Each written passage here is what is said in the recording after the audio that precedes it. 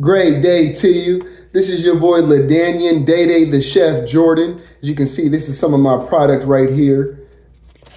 I am the chef, and let me tell you right now, food is the only thing I'm chefing up. Always cooking up a game plan in order to generate income so we can achieve the goal of financial freedom.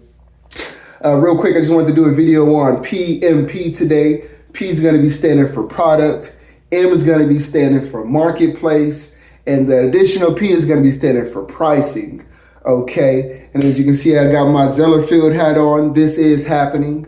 Okay, huge shout out to Zellerfield. They're a 3D shoe printing company. And I just love this message in general because right now, at this very moment, you could be anywhere in the world, but you tune in with me to hear some of my game that I'm here to share with you guys. So I appreciate you.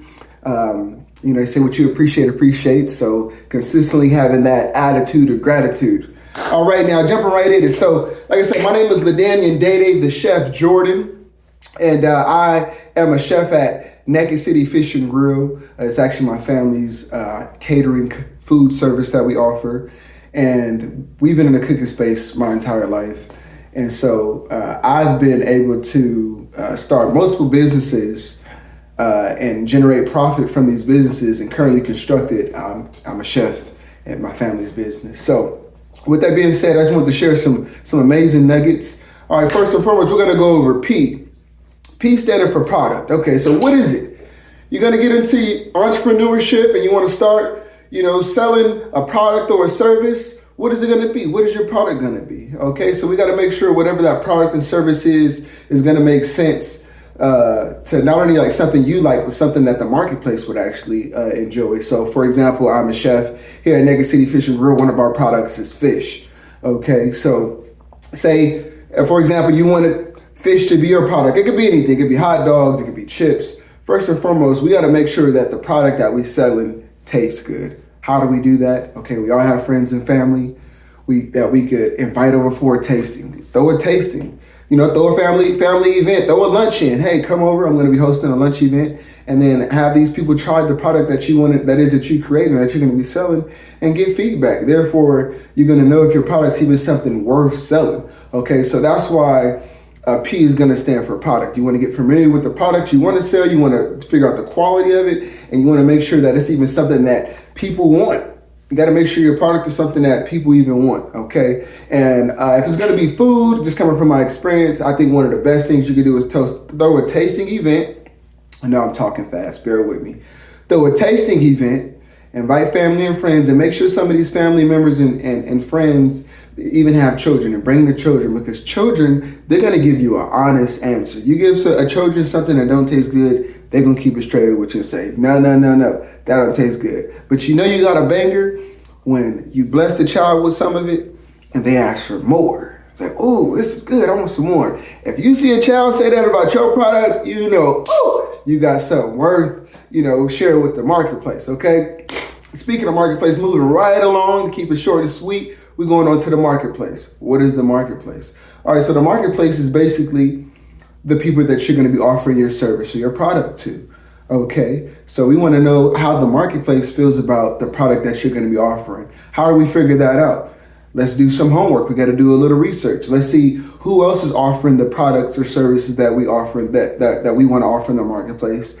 How big is the demand for that product or service? You got to understand supply and demand. If you're going to have a product, you got to make sure there's going to be a demand for people that actually want it, for it to make sense to even offer it. Does that make sense? You feel me? All right, so y'all picking up what I'm putting down. Come on now. All right, so now how do we do market research? A lot of you are probably wondering. All right, well, I'm big on getting my foot in the corridor. So say, for example, I want to start a food restaurant, food operation, food catering.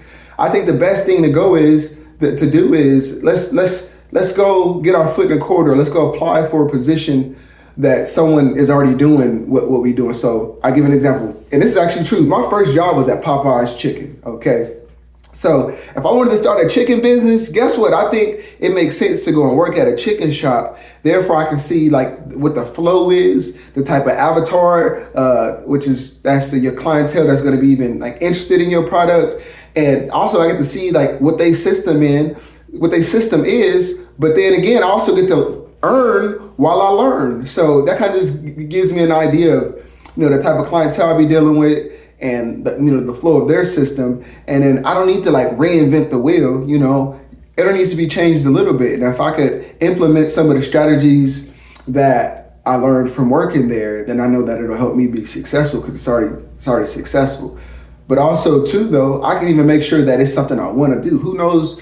Who's to say you are okay with smelling like chicken every day? You know what I'm saying? You may not even know how it feels to smell like chicken every day. So that could be something that turns you off. Like, oh, I don't want to smell like chicken every day for the amount of time it's going to take to build the business. So, like I said, that's just an example, but it's important to get your foot into the corridor, because that's where you're able to learn about the marketplace, the demand. You're able to earn while you learn, and you're able to really just figure out if that's something you even want to do, because we don't want to waste any time, on things that we really aren't even passionate about, or know if we're going to be passionate about, the next 3 to 5 years from now. Like, building real wealth, building real business, it takes structure, it takes discipline, and it takes energy and effort. And we want to make sure that we put our energy and effort into the right thing once we make the decision on whatever service or product it is that we're going to be offering. Moving right along, we're going to go straight into that last P, pricing. All right, a lot of you are probably wondering, like, dang, how do I figure out how much to charge for my product or how much to charge for my services, right? So with that being said, rule of thumb, I always say you want to be making at least a 25% profit, okay? Now, I'll be honest with you. For a lot of people, 25% it's hard to get to, especially when you first starting off, because when you first starting off, out of that 25% profit, some of that you're gonna have to take out of to pay maybe for a marketing ad, or some you gotta take out of to get some extra product for an event that got booked, where there's gonna be about 100 to 200 people there, and you wanna be more prepared, because you stay ready, you ain't gotta get ready. I'd rather you be over prepared than under prepared for any event that you got coming up. So with that being said, sometimes that 25% may only be a 15% profit, and you got to make sure that makes sense to you. Now, obviously, there's certain businesses where people are able to make upwards of 50% profit. Now, obviously, those businesses they're structured different. However, though, average business through my experience, 25% to 50% profit is like real solid. If you got a business that's turning 25% profit a month, I think that's really good. What is 25% profit? Okay, say for example, I get an item and it costs me $5. Okay, now if I could sell that item now in turn for $7.50, I profited $2.50. That's a 25% profit. If that makes sense.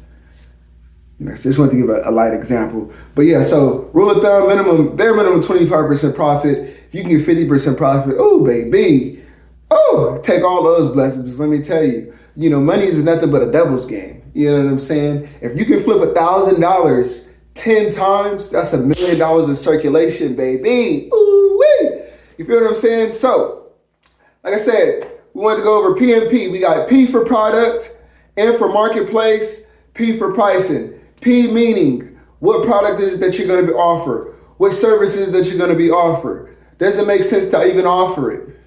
M, marketplace. What does the market think of the product that you're offering? What does the marketplace think of the service that you're going to be offering? Does the marketplace even want or need the product or service that you're offering? Is there a demand for it? And lastly, pricing. It got to make sense. You know what I'm saying? We in it to win it. Obviously, we're here to be of service, but we also want to get paid, baby. So we're here to accept all our blessings in all aspects. I appreciate y'all tuning in with me. Many more clips to come. Make sure you stay tuned. If y'all want to follow me on Instagram, it's Day the Chef. The family food page is Naked City Fish. That's on Instagram. And just be on the tune, because we got much more good content flowing and growing and coming to you. Until next time, stay blessed by the best. Enjoy the rest of your day, and let's get it. Ooh-wee. Take it.